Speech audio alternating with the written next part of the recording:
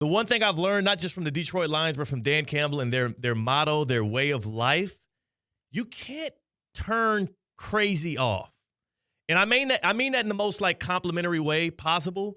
You can't turn off, like once you hop through the gates and you're talking about biting kneecaps. And then everything the messaging from Dan Campbell has been next man up, has been heavily macho, has been we care about every down, every snap. Doesn't matter what the score is. I mean, we've seen them throughout this year, like running it up on teams when the outcome was already like no question the Lions are going to win. They're up 30.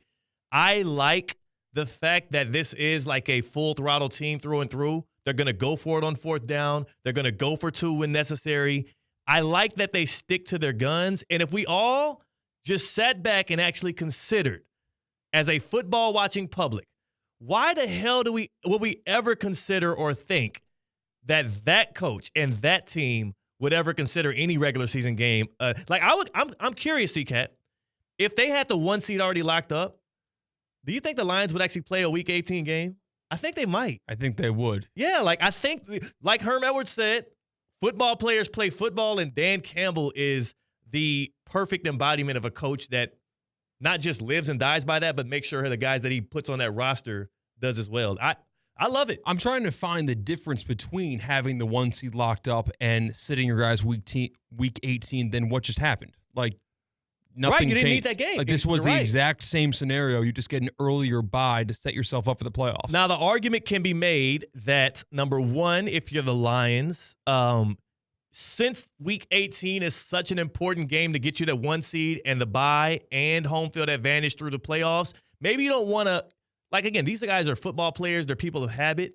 Maybe you don't want to take your foot off the pedal for a week and then try to get them to go right back, like rev right back up, right? Maybe you want to keep them in rhythm if that's Dan Campbell's motto. So like 2 weeks off, where if you already secured the bye after Week 17, yeah, you have a Week 18 game, and then like the Chiefs, no matter what happens, you have a bye in Week 19. The wild card round. Yeah, I think that is less likely because now 2 weeks off of playing football, that's a long, or 3 weeks off. That's what the Chiefs are about to have.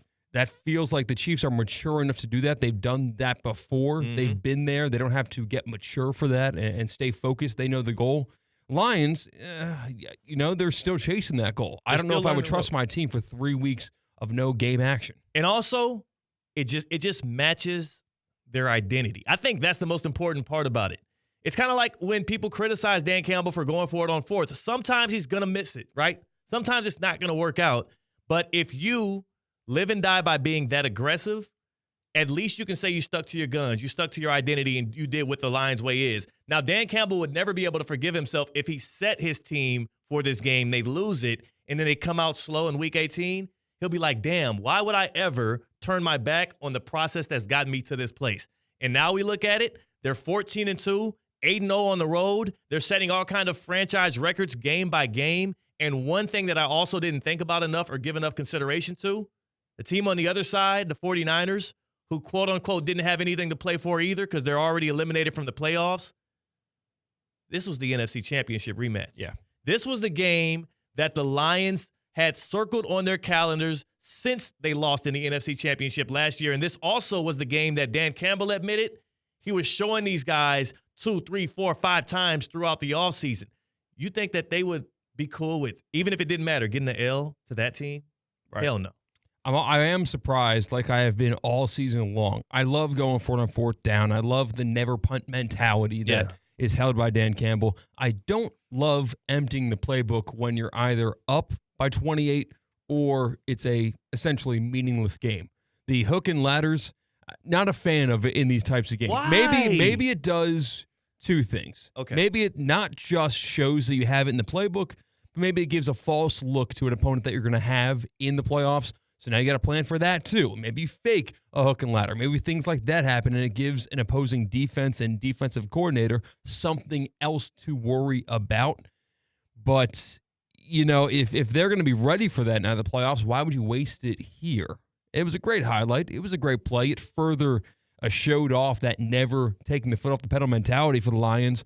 But if the goal is to win the conference, win a Super Bowl, I think you hold some things back, no? Here's what I'll say in counter to that. When teams are game planning for or scheming for ways to stop especially a team that has so many ways to beat you like the Detroit Lions, I think giving them something else to worry about, right? Giving them something else to consider, giving them something else to have to practice for might be more beneficial than just the surprise attack throwing it out there, especially if you say your bag is as deep as it is if you're offensive coordinator Ben Johnson, right? Like if I'm the Lions or if I'm going up against the Lions now, that means not only do I have to worry about Amon-Ra St. Brown, who has, I think he's about to break an NFL record for most catches without any drops in a season. I think he has like 104 catches, 0 drops right now. Not only do I have to worry about on third downs or pivotal downs, stopping that guy who seems to always be open and readily available for Jared Goff, I also got to be worried about whoever that secondary receiver is who's coming underneath like Jameson Williams did last night, who might get the hook and ladder, not even on the last play of the game, but all throughout the game. That means this. That safety, like you just said, might take the improper angle to protect himself from the potential hook and ladder in a big moment. Yeah. And Amon-Ra keeps the ball. And that could open up a whole new touchdown. Or he does the hook and ladder anyways, and guess what? Because it's such a pivotal play and because Amon-Ra's so good at getting open and Jameson Williams is so damn fast, it might even matter. Some things don't matter even if you know it's coming, right? Yeah. They could run that play again, and I bet you if they ran it again in that game, just like they also ran that play before against the Cardinals this year, it probably will work again because it's that damn good. I think the Lions are kind of onto something, and the more I kind of parse out like what the top of the NFC looks like, I thought it was the Eagles. There was a part of me that wanted to say it was the Vikings.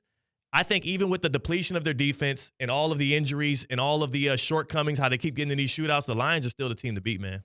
Yeah, I watched the Lions, and in today's NFL, if you can win a shootout, you have a chance. And I see the Lions winning almost every shootout they're in the NFC. Yes. Like the Bills and the Chiefs and everyone in the AFC, okay, we'll get there when we get there. But when it comes to the NFC, I'm with you. Right now, it feels like Detroit's conference to lose. I don't care if they've got 125 guys on the IR. Yeah. I still want to roll with Dan Campbell's squad if I were to put my money on the line. The Lions are the team to beat in the NFC at 14-2, 8-0 on the road. They have a Week 18 game against the Vikings, Sunday Night Football, must-see TV.